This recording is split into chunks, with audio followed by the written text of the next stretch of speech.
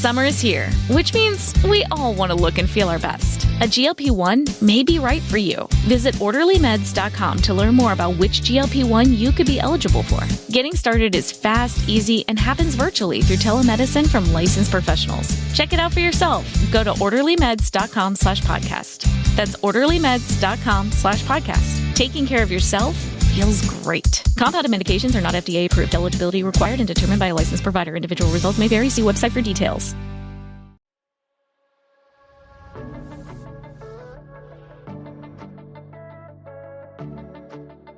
If you've ever been told everything looks normal, but still don't feel it yourself, this podcast is for you.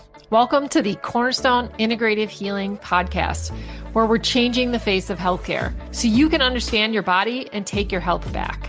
Because the truth is, most people are left managing symptoms without ever being told why their body is struggling in the first place.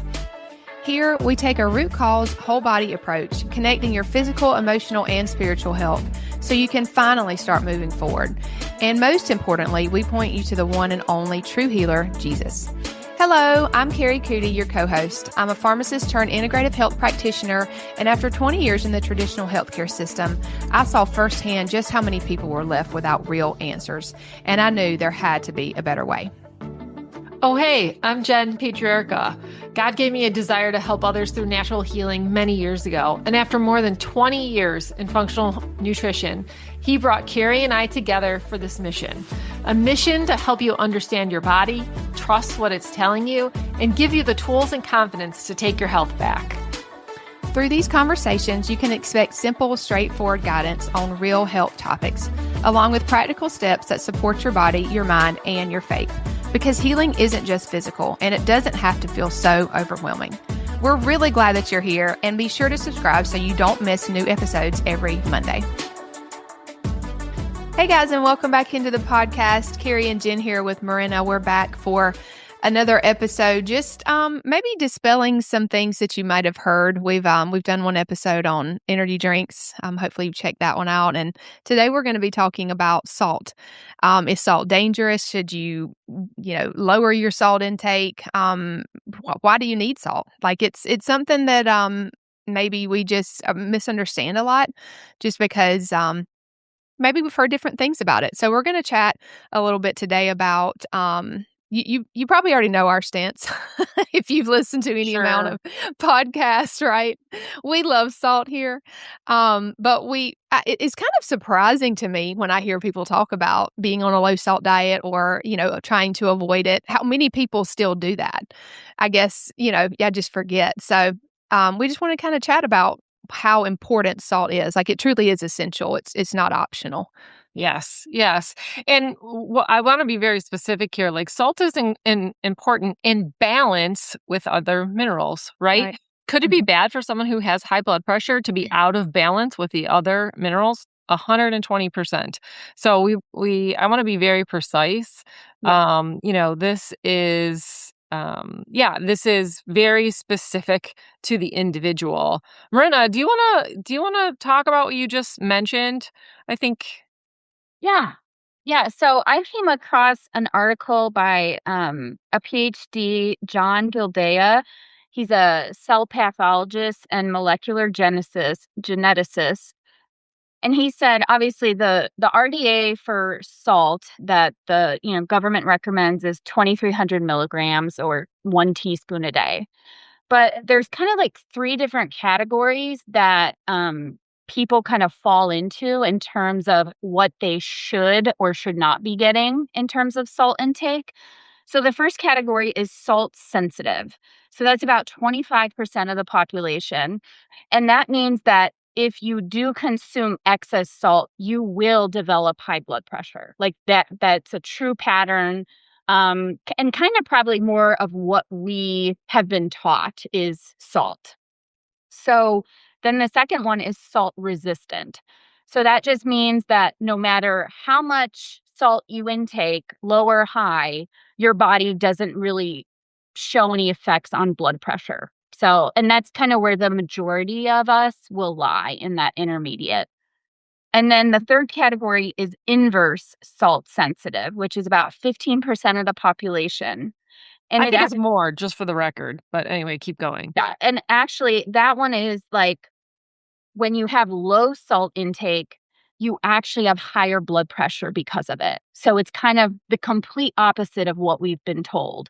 So it's he didn't really have like guidelines on how to, if you're in this category, you eat this much. It's kind of more of a trial and error on the person, where you kind of fall into. So having a blood pressure monitor at home can kind of help you guide learning where you fall, what category you fall into. But that's super important to know, because Absolutely. if you're inverse and you're told to eat a low salt diet, you're actually making your cardiovascular system work harder and putting you more at risk for cardiovascular events. So it's very important to understand that this isn't a one size fits all. Low salt equals low blood pressure. That's completely false, and it's been proven. So Yes, yes. So we're talking about balance. Mhm. And so sodium needs to be in balance with potassium, magnesium, calcium, and all the other chloride, all the other minerals. Um, so, we just have to be a little bit more, I would say, educated in kind of the education out there, because, mainstream really tells you to avoid salt at all cost. And salt has a lot of good benefits, right? Like we Yeah. absolutely cannot function without sodium, especially at the cellular level. Muscle function, nerve signaling, blood pressure regulation, stomach acid. Like we can't Yeah. live without sodium, right? So, and a lot of our problems is most of us are stuck in fight or flight, which we're flying through sodium and potassium, right? So there's our first problem. It's really where I think they said to limit salt came from when industrialized processed foods came into play. They salted everything as a preservation. That's a different story, right? Yes, that can be dangerous. We're talking about, really good, Celtic or Redmond sea salt, which are two different things. So, the processed foods, yes, you don't want the sodium ideally from the processed foods. You want to get a really, really good. And by the way, just this is a quick story. I have an in-person patient. She's in her late 70s who has high blood pressure, and they told her to lower her salt intake. And she just came to me after being off salt for a month, and she felt horrible, dizzy, fatigued. Her bloating and indigestion came back. Like she had all these symptoms. Um, and it really didn't even help her blood pressure, by the way. She was still on two blood pressure meds. It really didn't change her numbers, and she was monitoring daily.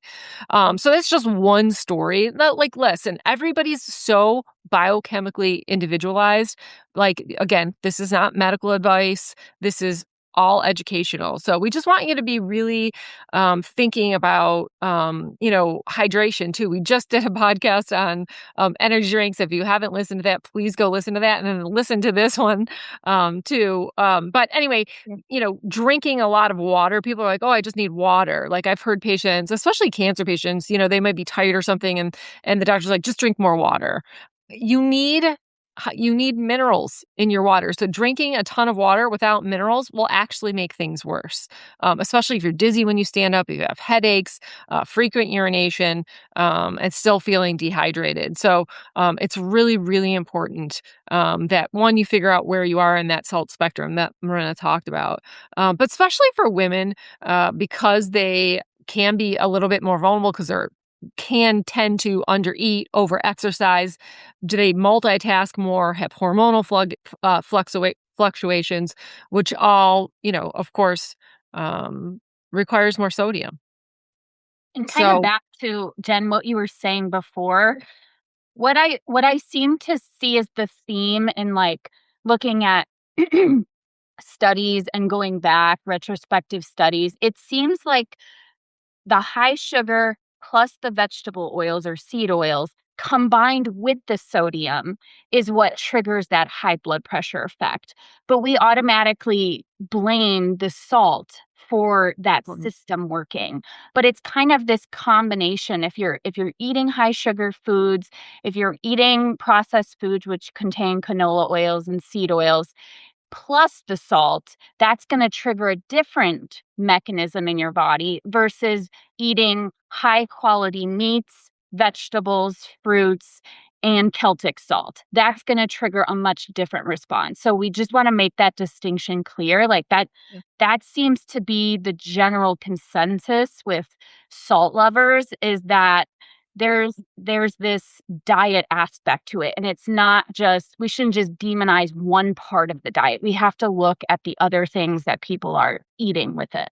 Yes. That's most likely because a lot of the fruits and vegetables contain potassium, right? It's going to help your body be able to better utilize the sodium. That's huge. If somebody's eating mainly processed foods, they're not hardly getting any potassium.